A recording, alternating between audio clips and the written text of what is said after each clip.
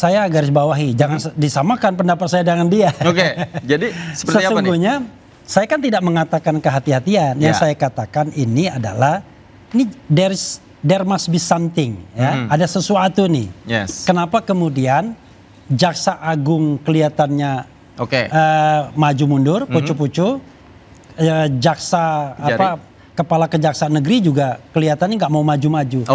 Dia saya katakan tadi, dia menunggu bukan soal hukumnya, tapi soal politiknya. Dia soal politiknya. Tunggu sign. Baik. Sign dari Solo atau sign dari istana. Kita vonis sudah diketuk. Pintu jeruji besi sudah terbuka untuk Sylvester Matutina. 6 tahun berlalu, Sylvester Matutina masih berstatus terpidana tanpa jalani hukuman penjara atas kasus pencemaran nama baik dan penghinaan kepada Wakil Presiden ke-10 dan 12 Yusuf Kala. Apa yang membuat proses hukum mandek? Adakah orang besar di baliknya? Pemirsa, bersama saya Davi Pratama, inilah Interupsi. Ada orang besar di balik Sylvester, benarkah?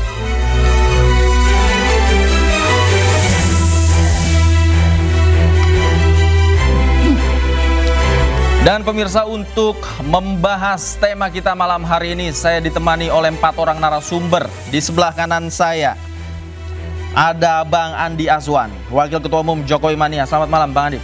Malam Davi. Apa kabar? Baik, alhamdulillah sehat. Baik ya. Kemudian ada Bang Zefrin Boy Kanu, Ketua Pradi Bersatu. Selamat malam Bang Boy. Ya, malam Bang. Di tengah waktunya yang sibuk, akhirnya bisa juga bergabung di Interupsi malam hari ini. Terima kasih Bang Boy. Ya, makasih kembali ya. Di sebelah kiri saya ada Bang Ahmad Ghozinuddin, pengacara tim pembela ulama dan aktivis. Selamat malam Bang Ghozi. Tim akademisi anti kriminalisasi. Tim akademisi anti kriminalisasi. Kuasa hukum Roy Suryo dan kawan-kawan. Nah, gitu siap. Apa kabar? Siap, alhamdulillah. Luar biasa. Sehat. Luar biasa, masih sehat terus. Di tengah sibukannya kesana kemari kita lihat. Ya, di tengah juga memburu Sylvester Matutina. Memburu Sylvester Matutina. Betul. Nanti kita akan buru juga nih narasi dari Bang Ghozi. Berikutnya, Bang Refli Harun, pakar hukum tata negara. Selamat malam Bang Refli. Selamat malam. Apa kabar? Baik saja. Assalamualaikum warahmatullahi wabarakatuh. Waalaikumsalam warahmatullahi wabarakatuh. Baik, tema kita malam hari ini seperti yang dikatakan Bang Ghozi.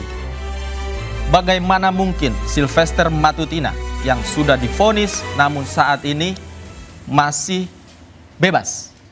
Tanggapan Anda, Bang Ghozi? Baik, bismillahirrahmanirrahim. Yang pertama saya ingin menjelaskan hal ini dengan pendekatan hukum, baru yang kedua secara politik. Secara hukum sebenarnya tidak ada satupun alasan hukum yang bisa dibenarkan untuk melegitimasi Sylvester Matutina masih berkeliaran di luar. Padahal sejak 20 Mei 2019 yang lalu sudah ada putusan dari Mahkamah Agung Republik Indonesia, putusan judek juris berupa putusan kasasi yang sudah inkrah. Dan selama ini narasi-narasi yang disampaikan itu semacam orang yang akan hanyut mencoba mencari tambatan seolah-olah bisa menahan arus besar tadi. Misalnya narasi yang sering disampaikan adalah diantaranya bahwa masalah ini sudah daluarsa. Artinya ada daluarsa sehingga tidak bisa dieksekusi.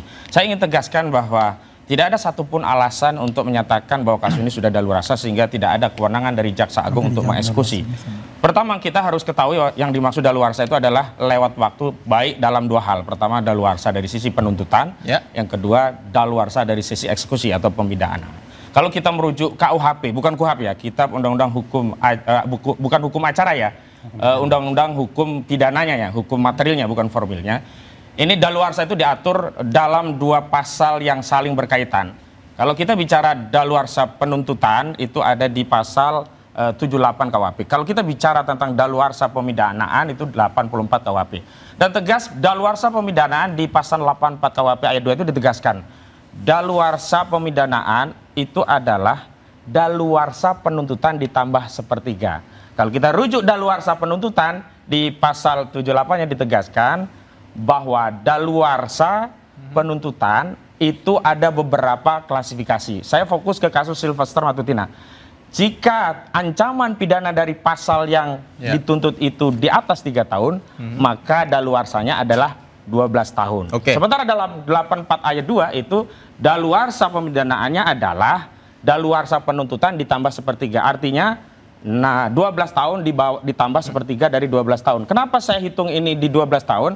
Karena saudara Sylvester Matutina itu divonis 1,5 tahun karena pasal 311 KUHP yang ancaman pidananya 4 tahun. Jadi yang dihitung itu adalah ancaman pidana ya, bukan vonisnya. Artinya sampai hari ini tidak ada ya relevansinya mengatakan bahwa ini sudah dari rasa sehingga tidak ada kewenangan dari jaksa penuntut umum untuk melakukan eksekusi. Yang kedua berkaitan dengan PK. Kan dia berusaha ya melakukan PK seolah-olah bisa menunda eksekusi ya. Kita semua sudah tahu bahwa putusnya yang inkrah itu tidak bisa dihalangi dengan upaya hukum peninjauan kembali. Artinya hari ini sudah menjadi kewajiban dari saudara jaksa penuntut umum untuk melaksanakan tugas kewajiban dan tanggung jawabnya sebagai eksekutor. Dalam hal ini siapa jaksa yang mengeksekusi? Jaksa yang mengeksekusi adalah jaksa yang menuntut. Nah, kasus ini disidangkan di mana? Pengadilan Negeri Jakarta Selatan. Berarti jaksa penuntutnya adalah Kejaksaan Negeri Jakarta Selatan. Artinya Kejari Jakarta Selatan adalah jaksa penuntut sekaligus eksekutor kasus ini. Dan sampai hari ini belum dieksekusi. Apa yang membuat belum dieksekusi? Menurut analisis politiknya adalah ada orang besar di balik kasus ini. Sehingga keliru sekali kalau sebelumnya Sylvester Matutina menuduh kami ada orang besar di belakangnya di balik perjuangan ijazah palsu ini. Justru kasus yang sudah inkrah tidak bisa dieksekusi itu ya kita yakini ada orang besar. Yang dimaksud orang besar tentu bukan dalam pengertian secara langsung atau zuhir, tapi ini adalah kinayah, kiasan saja. Ada dua ukuran orang besar itu. Pertama besar secara politik, yang kedua secara finansial. Kalau secara politik nyambung karena saudara Sylvester Matutina ini adalah relawan Jokowi melalui Solmed, Solidaritas Merah Putih yang die-hard. Dan di 2019 posisi saudara Jokowi diri adalah presiden, maka saudara Jokowi secara politik adalah orang besar dan kita patut menduga ada Jokowi orang besar tersebut di balik tidak dieksekusinya Sylvester Matutina. Secara eksplisit, Bang Andi Azwan, tanggapan Anda, Jokowi dikait-kaitkan. Kalau bicara tentang hukum nanti Bang Boy yang akan menjawab itu. Tapi kalau kita bicara secara politiknya mungkin bisa ditampilkan ya. Bisa ditampilkan. Apa? Bisa ditampilkan teman-teman? Saya sudah kirim gitu. Boleh silakan ditampilkan. Ditampilkan. Ya, kita lihat di sini. Sebetulnya sudah ada pertemuan ya di Istana Presiden, Istana Wakil Presiden, dihadiri oleh tokoh-tokoh ini, ada Sofyan Wandandi, ada Pak Mekeng ya, ada Andi Gani Nuawea ya. Jadi apa yang dikatakan tadi bahwasanya tidak ada pertemuan ya, itu dibantahkan karena memang nggak bisa di dalam itu membawa HP ya. Jadi harus dititipkan. Nah disinilah ya, ini kan tokoh-tokoh dari NTT ya menjembatani, dan ini adalah Pak Sofyan Wandandi juga merupakan, beliau itu adalah tangan kanan dari Pak JK. Ini sebentar, saya tanya dulu, ini foto tahun berapa? Pada saat 2017 itu. Dan pertemuan ini dalam rangka apa? Dalam rangka mengkelirkan dan juga silaturahmi dan juga permohonan maaf dari Pak Sylvester Matutina dengan memberikan secara adat. Ini kan tokoh-tokoh NTT, jadi memberikan adat sarung ya, adat NTT kepada Pak JK dengan permohonan maaf dari Pak Sylvester Matutina itu. Jadi kalau dikatakan apakah ada pertemuan, ini ada pertemuan. Saksinya adalah Pak Sofyan Wandandi dari pihak JK. Bertemu gitu langsung ya? Nah, coba ya. Anda bisa menjamin Pak Sylvester bertemu langsung dengan Pak JK? Iya. Ini coba, Istana Wakil Presiden kan. Ini pertemuan ini nggak mungkin terjadi kalau tidak dijembatani oleh Pak Sofyan Wandandi gitu loh. Nah, sedangkan Sylvester Matutina ini ya, 2014 ya, dia adalah tim dari Jokowi JK. Dan dia termasuk di dalam tim Jenggala. Tim Jenggala itu adalah yang dibentuk oleh Pak Yusuf Kalla ya, untuk sebagai relawan beliau gitu loh. Dan beliau masuk di situ gitu loh. Ya. Jadi tapi 2014 kan belum ada kasus ini, Bang Andi. Enggak, ini saya ceritakan bahwa ini ada hubungannya gitu loh. Kan 2014 2017 kan satu periode. Ya, Ya. Jadi kan begitu. Ya, kalau misalnya terjadi kemarin itu pada saat itu dia dituntut itu, ya mungkin ya menurut saya dia sudah minta maaf untuk itu karena keadaan pada saat itu memaksa dia untuk berbicara, dipaksa untuk berbicara. Saya rasa ada slip tongue di sana ya. Jadi dia itu meminta maaf untuk itu. Ya, memang tidak dipublikasikan, memang berdua ini mengatakan tidak akan mempublikasikan kepada media untuk itu ya. Ini yang saya ceritakan apa yang terjadi. Mungkin juga nanti ada novum-novum baru mungkin yang disiapkan untuk itu. Mungkin secara ini Pak hukumnya Pak terkait dengan orang besar yang dimaksud Bang Kozi tadi, Pak Jokowi di belakangnya. Nah, patut diduga. Sekarang begini, kalau kita bilang orang besar, ini kan masih pasangan JK dan Pak Jokowi dan JK, ya kan? Di mana orang besarnya? Pak JK ini adalah wakil presiden Dan ini sudah adakan semacam, bukan istilah permohonan maaf. Dia merasa salah. Ya, pada saat itu adalah siptang, ya kan? Makanya dia minta untuk bertemu diselesaikan secara adat gitu loh. Adat NTT yang dipakai ini sebagai kebesaran permohonan maaf dia kepada Pak JK. Baik. Ini ya yang kita dapatkan. Meskipun juga keluarga Pak JK melaporkan hal ini ke kepolisian, Bang Refli, Anda melihatnya seperti apa? Iya, kasus ini kan tidak hanya kasus yang terkait sama JK kalau saya baca ya, tapi keluarganya juga. Ini saya baca di sini, kata JK, saya sih nggak mikirin, tetapi keluarga yang keberatan katanya. Itu satu. Yang kedua, kalau kita bicara tentang perdamaian, ini kan ada dua versi ya. JK mengatakan dalam berita yang dimuat di Tempo ini, mengatakan dia tidak pernah bertemu dengan Sylvester. Tapi Andi Azwan tadi menyampaikan foto di depan Wapres. Nah itu kan perlu konfirmasi lebih lanjut. Mana yang benar sesungguhnya. Siapa yang ngomongnya bohong kan begitu. Ada dua versi nih. Kalau dua versi itu kayak ijazah. Dua-duanya nggak mungkin asli ya kan kira-kira begitu. Jadi ini apakah JK yang berbohong, apakah Sylvester yang berbohong kan begitu. JK mengatakan dia nggak pernah ketemu. Tapi Sylvester mengatakan dia ketemu 2 kali, itu satu. Yang kedua adalah kalau kita bicara permohonan maaf ini memang tidak relevan. Karena ini kasus sudah berproses dan inkrah. Maaf di sini hanya bisa dipahami sebagai hal yang sifatnya sosiologis, politis. Ya udahlah kita maaf, tapi pengadilan proses tetap jalan. Nah, ketika sudah inkrah seperti ini, memang ya tidak ada cara lain, harus dieksekusi. Karena kalau tidak dieksekusi jadi ada inequality before the law. Persoalannya adalah walaupun saya pribadi nggak suka adu-mengadu seperti ini, terus terang saja, makanya vice versa sama terhadap Roy Suryo CS juga saya nggak suka ada pengaduan seperti itu. Tetapi masalahnya ini kadung sudah berkekuatan hukum tetap. Akan menjadi sebuah presiden buruk dalam law enforcement kita kalau seandainya yang berkekuatan hukum tetap ini tidak dieksekusi.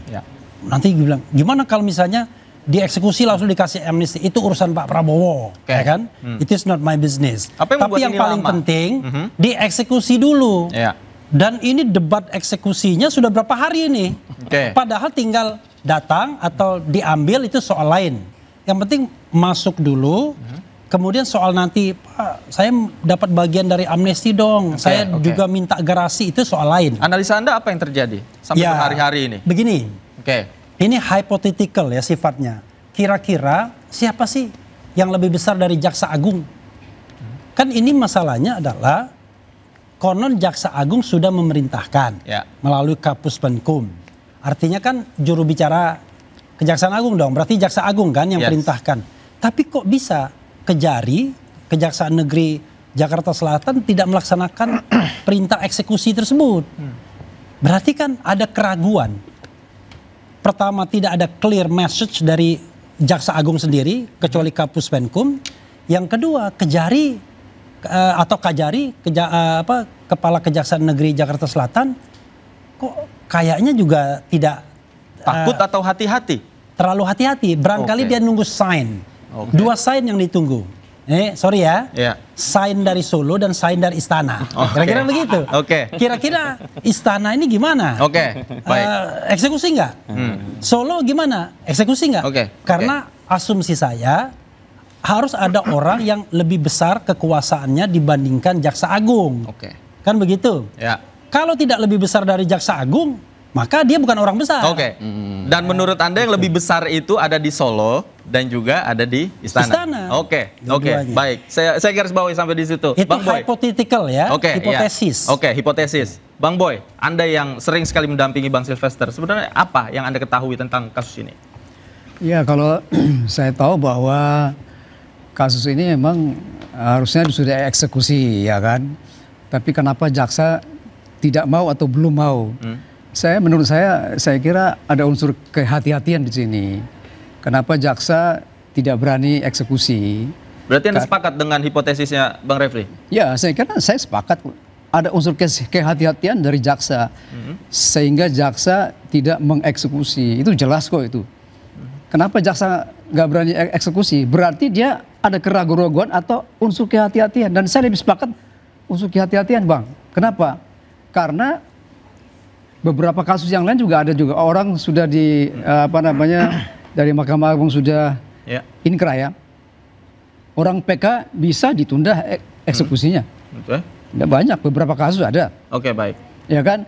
Jadi menurut saya jaksa karena kehati-hatian sehingga dia menunda eksekusi, menunggu sampai PK. Oke, baik. Menunggu sampai PK. Gini, saya garis bawahi, jangan disamakan pendapat saya dengan dia. Oke, jadi seperti apa nih? Sesungguhnya saya kan tidak mengatakan kehati-hatian. Yang saya katakan ini adalah there must be something, ya. Ada sesuatu nih. Yes. Kenapa kemudian Jaksa Agung kelihatannya maju mundur, pucu-pucu,